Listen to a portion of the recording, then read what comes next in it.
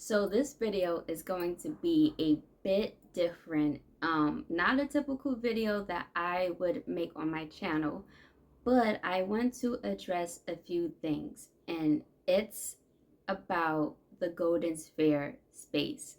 And I saw a video a few days ago that, for those who don't know about the Goldensphere, that's okay. Um, a few days ago, I had came across a video from a YouTuber that I've watched for a long time. He goes by the name of Caesar Cannon. Hey, Caesar. He made a video talking about the Goldensphere and them being ghetto and them acting like they ain't ghetto, but they ghetto. And the whole separation between different sorts of light skin, particularly the biracials that want to separate themselves from the rest of the light skin group. If you don't interact with the Goldensphere space, you may not have a clue of what I'm talking about.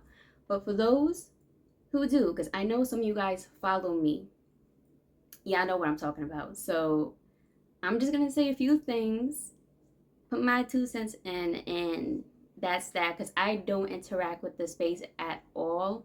I used to watch videos from a few YouTubers, not many, because majority of them are very problematic, and I don't want to be involved in spaces that's very problematic. So I was just a watcher. I wasn't really interacting.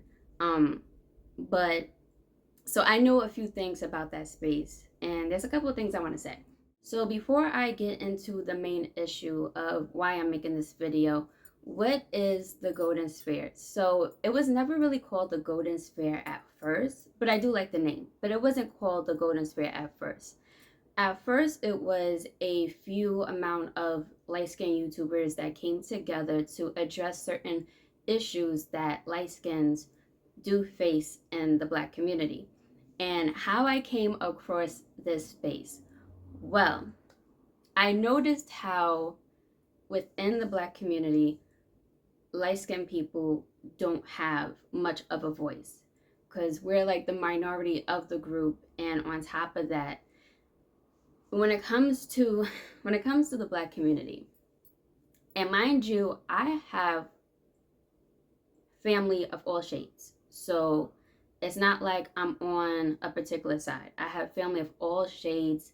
So my dad's dark skinned. My mom is like, she's a snow bunny, but she's really mixed.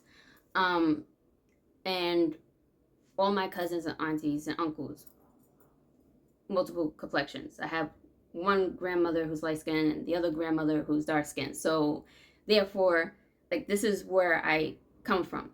But I noticed outside of my family space, there's a lot of colorism. Well, there's a little bit of colorism in my family space too, and I'm gonna just talk about one scenario. But I do notice, and I have noticed, that outside of my family, there's a whole bunch of colorism going on. And within the Black community, there are people, it's not everybody, so it's not everybody in the space who's like this, but there is a good amount. So within the Black community, there are some folks who are more dark in complexion. They feel like light-skinned people shouldn't be saying anything. We don't have a voice. Our traumas and our drama of what we go through is not valid because dark-skinned people go through it the most. And I disagree with that, because trauma is trauma. Abuse is abuse, no matter what. I feel like you shouldn't have to stay quiet because one group may have gotten the abuse more, or whatever, how they feel, because I disagree with that too.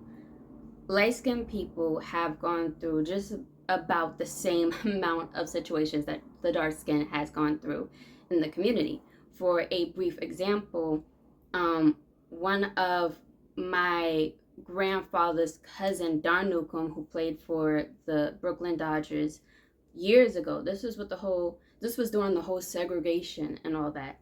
And he played alongside like Jackie Robinson and all that. Don Newcomb was light skinned. And when it came to traveling and going to different places in the States to play baseball and all that, he wasn't even allowed in hotels that were catered to whites. Him, along with his peers, had to sleep on the bus. Coming from this family, I've heard so many stories of what Don Newcomb had went through. So it's not like he had the same privilege because he was light skinned. He still had to sleep on the bus. Wasn't even allowed in hotels and other places that was whites only. So just because he was light skinned, it didn't give him a pass. Like, he still went through the same thing. But for some reason, the black community feels like we have the upper hand on a few things. Like, we have more privilege and rights, whatever that case is, because I don't see my privilege. Like, we all have to climb the ladder, and I'm seeing white people struggling. So white people struggling, like, I don't know where y'all think that light-skinned people are struggling. But people be in their own heads. No one's talking, no one's coming to a common ground, no one's trying to understand each other. It's just, my situation is worse than yours, and therefore I get to say all this stuff. And this privilege with being oppressed, for those who know, there is some privilege with being oppressed, because you get to say whatever you want, you get to talk down on people, and you get to have the upper hand on some things. It's kind of like being a bully in a way. So yeah. Another example that I've noticed all the time within the black community, when it comes to the woman, we can't voice our issues when it comes to the abuse, like getting your hair chopped off. I had this cousin who is lighter than me, mixed, and when she was younger, she was friends with a bunch of black girls, and one day, whoever in her friend group had a sleepover, and she was invited. And when she went to sleep, mind you, my cousin had some long hair. She has long hair now, but when she was little, this is what happened. So she went to sleep with her long hair and all, and when she woke up, her hair was chopped off. They done chopped off all her hair. She got the rest of our cousins, who are not just light but dark skin, they came over and whipped the little girl's asses for cutting her hair off. So that happened. My mother, when she got with my father's sister didn't like her at all because of how my mom looks. And I remember one time of the story, my father and my mother was living with his sister for a bit while they was looking for their own apartment. And when my dad went to work, my mom was in the shower, and my aunt pretended that my dad was on the phone and that he needed to talk to her. So she called my mom and said, so-and-so is on the phone. My mother got out the shower, and when she stepped out, my aunt immediately just like whacked her upside the head, knocked her out with a pan. She had told my father, and when she told him, he just got so pissed. He choked up his own sister. So my aunt and my family, she was very colorist against light-skinned people. And I remember when I was younger, because she had a lot of kids, and I always hung out with the girls because I just wanted to hang out with the girls instead of the boys. Most of her daughters are dark skin and like medium, like brown skin, but a little bit darker than medium brown. But anyway, but she had a son who was about the same complexion as me, and she used to try to get me to hang out with him instead because he's light skinned. So I noticed that type of separation from a young age from my aunt, and I always thought that was really weird, because why do I gotta hang out with him because he's light skinned? Like, I want to hang out with the girls. Like, anyway. And there are other situations that I've noticed. I've been told by somebody in the community who used to be my mom's friend, who's really fake. She had the nerve to tell me that my entire family is colorist. And I asked her why. Like, why? What did my family do? And all she said was that they're light skinned.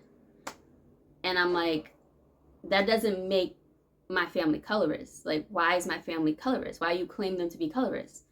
And all she said was because they're light skinned. So it's like in this community, the browner skinned people can talk all this shit, and it's like we can't defend ourselves because of how we look. And if we do defend ourselves, we are seen as colorists. And there's too many stories, but I will be here all day, all freaking day. Yeah. So with that being said, I remember a few years ago, I'm on YouTube and I see a bunch of videos of dark skinned people talking about how light skinned people are the problem within the community. I'm like, I'm trying to hear it out. Like, I'm trying to understand why.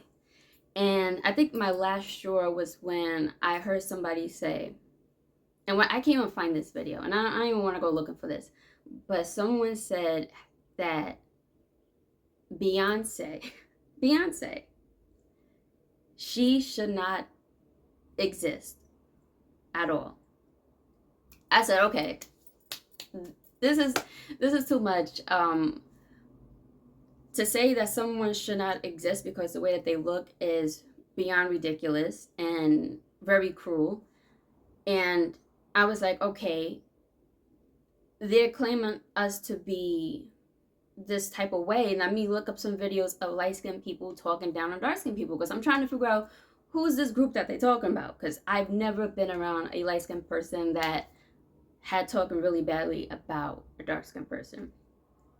I couldn't find any video. However, I came across some videos of light-skinned people defending themselves, and I was just like, it intrigued me. So therefore, I started not engaging, but just watching these videos. During this time, the group of people that I came across, they're not even on YouTube anymore. But when I came across this space, there were people like Anon and Light Skin Motivation, which a lot of people knew of. They was very popular in that space. And that's how I came across Caesar Cannon, because he was on their live streams and stuff. And there were other people. And with this group, there's a difference between the group back then and the group today. The group back then was not really problematic at all. They was really serious about these issues. The only downfall that they had was that they couldn't handle the trolls. That wasn't really a troll group. So when they had people trolling them and trying to take their YouTubes down, because there's people out there who do not want us to speak up. So when they started getting trolled, a lot of them just dropped and was like, I don't have the time for this. This group today can handle the trolls, but it's because they're trolls themselves, and therefore trolls usually become very problematic. There's one thing to handle the trolls, and then there's another thing to be a troll yourself, and that's the problem with this group today. Other issues in that space, like there's too many opportunists in that space, people wanting to be the main YouTuber that people go to in that space. A lot of guys in that space be trying to get some, because there's a lot of pretty women in that space. That creates some tension. And then especially the few women in that space who, they want to be that main girl in that space. So it creates a lot of problematic things. But one of the things that's very problematic, which is so unnecessary, and this is where reality and online is such a huge difference. So when this space was created, it was just for light skinned people in general, whether you're non-mixed light skin, whether you're multi-generational mix like myself, or how I consider myself an indigenous mixed person. But whatever, I'm still light skinned.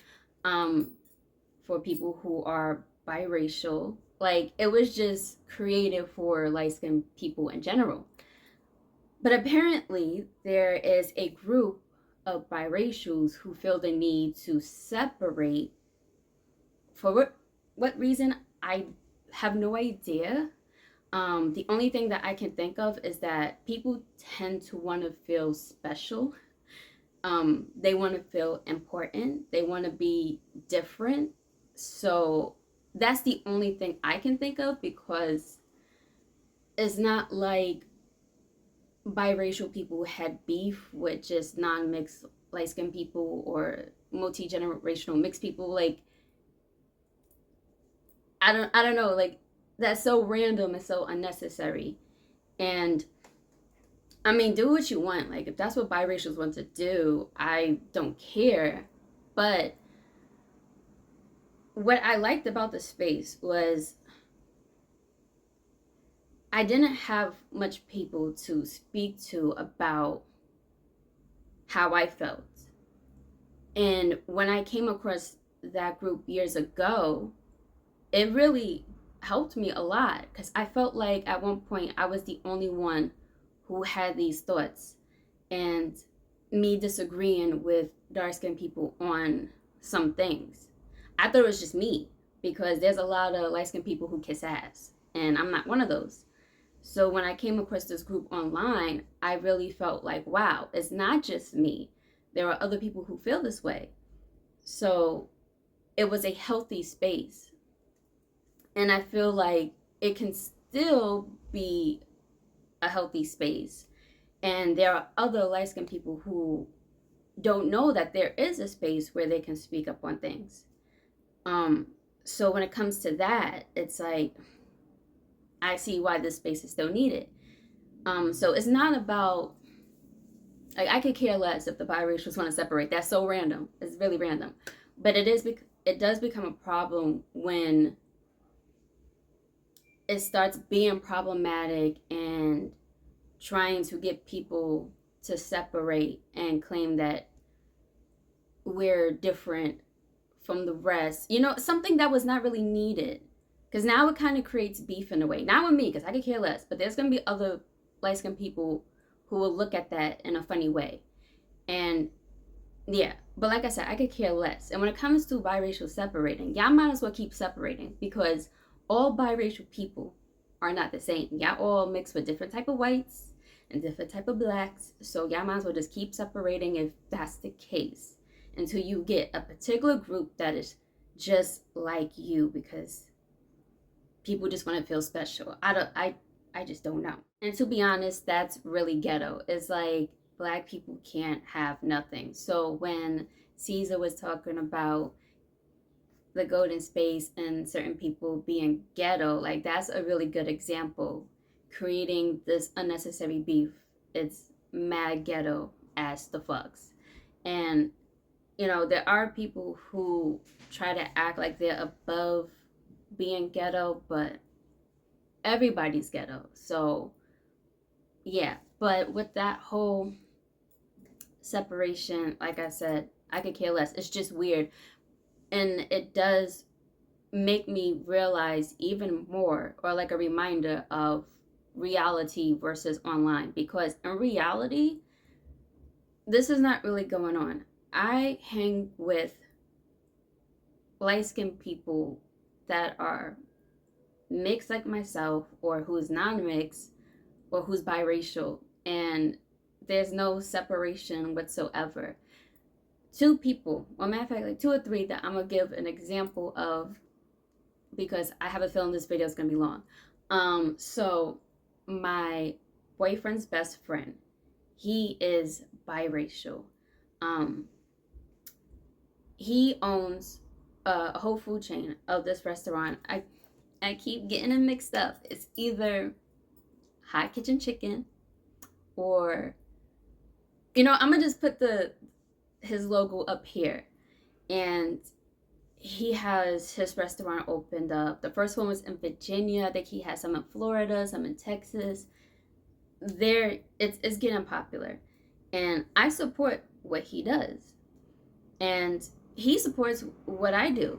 He actually bought my book, even though he's Catholic, and I was like, I don't know if you want to buy my book because it's a dark fiction fantasy book with the word sin on it, but he still bought it and asked for my autograph and whatnot. So it's just like there's support there, and he's in a way like family. Like, I guess he feels like he reminds me of one of my cousins, and he looks like he could be my family even though he's not, and he's biracial.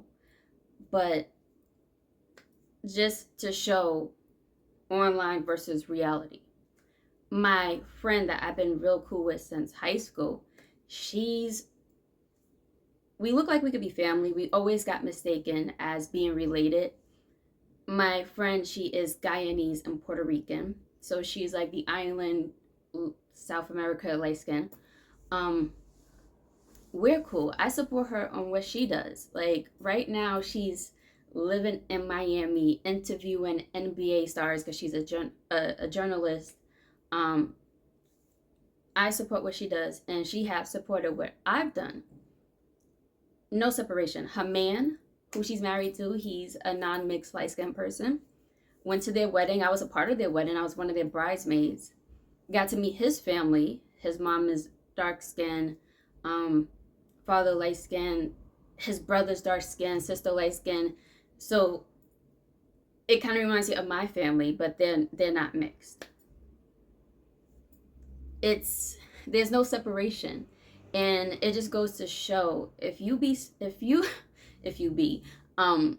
speaking of sounding ghetto, but if you get sucked into online too much, you're gonna get so lost of what is real and what is not. And by the way, the people that I've spoken about, they all went through some issues within the Black community. That's one of the reasons why my boyfriend's best friend created this restaurant, because he's a chef. He actually was a chef in the White House, was a chef in the Navy, and he noticed how he could bring people together through great food. So his motto is all about bringing the community together through food. And he's definitely had experienced not being white enough and not being Black enough and being an outcast. My friend, she went through some issues. Like her cousins, who are dark skinned, her Guyanese cousins, she used to be really cool with them when they was kids. And then when puberty started hitting and guys were checking her out more, her cousins felt some type of way, and they started doing things like putting Gorilla Glue in her toothpaste. So she had to separate from her cousins.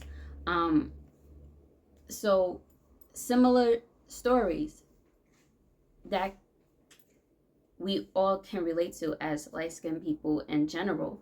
So, I mean, I don't know. That whole separation stuff online, it's just online and it's so random.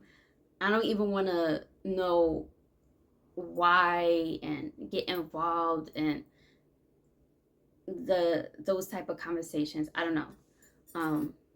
At the end of the day, to me, it doesn't matter what complexion you are.